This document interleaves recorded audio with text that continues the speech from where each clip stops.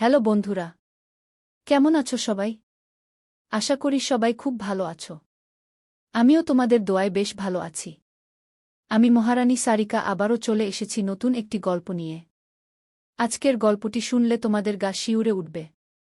তাই গল্পটা শোনার আগে অবশ্যই হেডফোন ব্যবহার করো, তাহলে পুরো গল্পটা মনোযোগ দিয়ে শুনতে পারবে। তাহলে চল আজকের গল্পটা শুরু করি কি। আমার নাম সারিকা, বয়স তখন মাত্র 10 বছর। সেই বয়সেই আমার জীবনের এক ভয়ঙ্কর অভিজ্ঞতা শুরু হয়। আমার বাবা মারা যাওয়ার পর আমাদের পরিবারে শুরু হয় এক নতুন অধ্যায়। বাবার মৃত্যুর পর থেকেই চাচা হালিম আমাদের বাড়িতে প্রায় নিয়মিত আসা শুরু করলেন। প্রথম দিকে মা বলতেন চাচা আমাদের সাহায্য করতে আসছেন কিন্তু দিন দিন বুঝতে শুরু করলাম তার আসল উদ্দেশ্য কিছুটা ভিন্ন। মা তখন বিধবা, আমার ছোট্ট মন এত কিছু বুঝতে পারত না, তবে আমি লক্ষ্য করতাম চাচা হালিম বাজার নিয়ে আসতেন, মা তখন খুব যত্ন সহকারে ভাত রান্না করতেন। চাচা আসলে মা যেন অন্যরকম হয়ে যেতেন। হালিম চাচার আসার সাথে সাথেই বাড়ির পরিবেশ বদলে যেত, মা যেন একটু সাজগোজ করতেন, আমার মনে হতো যেন কিছুটা সুখের ছোঁয়া ফিরে পেয়েছে আমাদের পরিবার। অথচ আমার মনে কেমন অস্বস্তি লাগত। আমি তখনও বুঝতে পারতাম না চাচার এত দর্দ আমাদের প্রতি কেন। বাবা মারা যাওয়ার কয়েক মাসের মধ্যে চাচার আমাদের বাড়িতে আসা যাওয়া শুরু হয়। প্রতিবার আসার সময় চাচা কিছু না কিছু বাজার নিয়ে আসতেন। মা তখন খুব যত্ন করে রান্না করতেন। আমি মায়ের দিকে তাকিয়ে দেখতাম তার আচরণ যেন দিন দিন বদলে যাচ্ছে। মা যে এত হাসি খুশি হয়ে উঠেছেন এটা আগে কখনো দেখিনি। আমার ছোট্ট মনে তখন প্রশ্ন জাগত, চাচা কেন আমাদের এত ভালোবাসেন?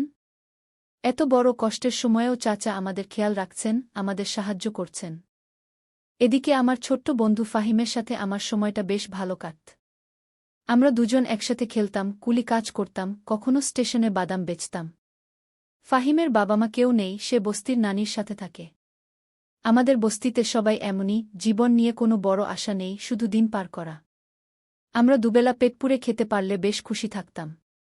ফাহিম খুব ভালো মনের ছেলে, তার বয়স মাত্র 9। আমরা দুজন একসাথে সবকিছু ভাগাভাগি করতাম, একসাথে স্টেশনের সময় কাটাতাম, কখনো কখনো বড় সুটকেস বয়ে নিয়ে গিয়ে 2-1 টাকা রোজগার করতাম। আমাদের বস্তির জীবনটা এমনই ছিল, যেখানে সবাই নিজেদের মতো দিন পার করার চেষ্টা করে। আমাদের চাওয়া পাওয়ার কিছু নেই, শুধু বেঁচে থাকা। আমি এবং ফাহিম মিলে স্টেশনের মানুষদের সেবা করতাম, কুলির কাজ করতাম। কিন্তু মাঝে মাঝে মনে হতো ফাহিমের মতো মানুষেরও যেন একটু অন্যরকম জীবন আছে। একদিন স্টেশনে কাজ শেষে আমরা বাসায় ফিরছিলাম, তখন ফাহিমকে বললাম, তোকে কখনো বড়লোক হতে হবে না রে। চাচা হালিম তো আছেন, উনি আমাদের দেখাশোনা করবেন গো।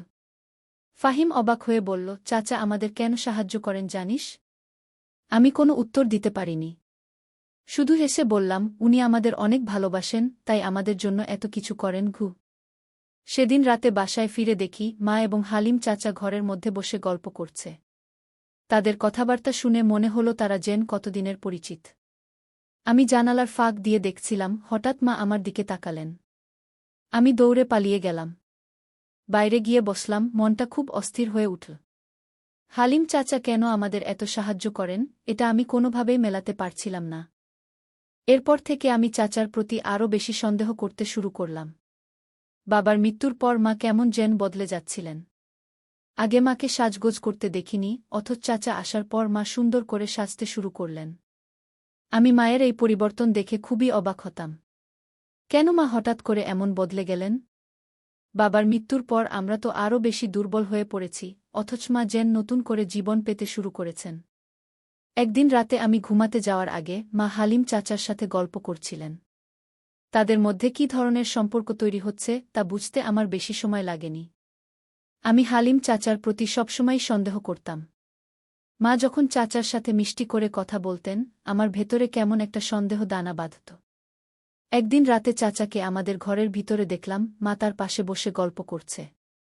তাদের কথাবার্তা শুনে মনে হলো যেন তারা একে অপরের খুব কাছের কেউ। আমি তখন ভেতর থেকে হালিম চাচার আসল উদ্দেশ্য বুঝতে পারছিলাম। আমি বাইরে থেকে দাঁড়িয়ে তাদের কথোপকথন শুনছিলাম। হঠাৎ মা আমার দিকে তাকিয়ে ফেলে, আমি তাড়াতাড়ি পালিয়ে গেলাম। বাইরে গিয়ে অনেকক্ষণ বসেছিলাম। ভেতরে কি হচ্ছে সেটাই ভাবতে লাগলাম। চাচা এখনো ঘর থেকে বের হয়নি, মা এবং চাচা এতক্ষণ ধরে ঘরের ভিতরে কি করছে? আমি নিজের মনকে শান্ত করতে পারছিলাম না। আমার মনে প্রশ্ন আসছিল, চাচা কেন আমাদের এত সাহায্য করেন? এর পেছনে কি কোনো লুকানো উদ্দেশ্য রয়েছে?